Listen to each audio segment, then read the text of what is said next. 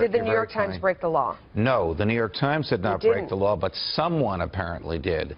We don't know who, because we don't know who sent it to the New York Times. Look, a tax return, once filed, is the property of the government, and it has the highest degree of protection of any category of documents. So somebody broke the law by getting this partial return into the hands of the New York Times. But once in the hands of a professional media person or organization, if the material in the document is material to the public interest, like the Pentagon Papers or the Snowden exposures or Donald Trump's tax returns, then the publication of the contents of the document is protected, meaning they can't be sued and they can't be prosecuted. I understand the Trump campaign's frustrations. Yeah. It's interesting. But the law is not on their side. The New York Times kind of wants to have it both ways, because if you think back, there were those emails that related to ClimateGate and Hillary Clinton. They didn't print those, and their defense was that they thought it was stolen documents. You know, that they would be breaking the law by printing it. I'm smiling because they know that that's not a defense. They were the defendants, the New York Times, in the Pentagon Papers case, which is the seminal case in 1974, unanimous Supreme Court opinion saying if it's material to the public interest and a publisher gets it, doesn't matter how the publisher gets it, the publisher can publish it.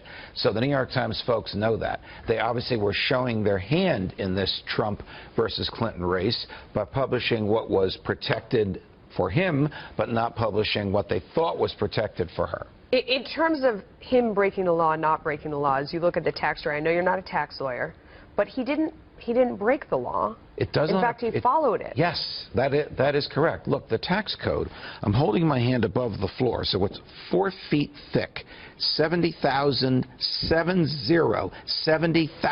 pages of regulations. But they were either written by the Congress or their revenue rulings by the IRS itself, telling taxpayers what to do and how to file.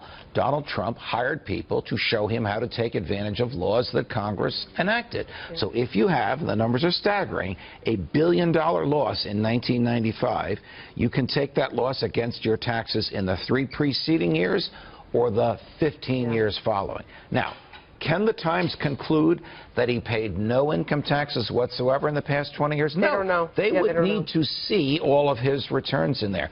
Can we conclude that he properly utilized the $1 billion loss? No. We need to see all of his tax returns. But on its face, can a person do what the Times said Donald Trump did lawfully? The answer is absolutely yes. Yeah. I guess the outrage is that he didn't pay more than he owes. I don't know how many people out there in the audience pay more. Do you tip Uncle Sam? I try not to tip Uncle Sam. It's a course of business. Some people make judgment calls in favor of the IRS. But look, there's at least one Supreme Court opinion right on point that says no one should pay, quote, a nickel more than he owes. And in America, the taxpayer tells the government what the taxpayer owes, rather than in other countries where the government tells the taxpayer what the taxpayer owes. There you go. But you can see why he's under 20 years of audits, because of this type of proper but very sophisticated and with huge numbers use of the tax code. Yeah, I think that probably he lost a lot of the people in the audience in terms of just following the story.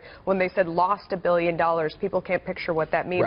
Anything that's said after that is kind of lost in the noise. Now it's political. Now it's for him to explain it so that the public can understand it. Why don't you wake up and smell what you shoveling?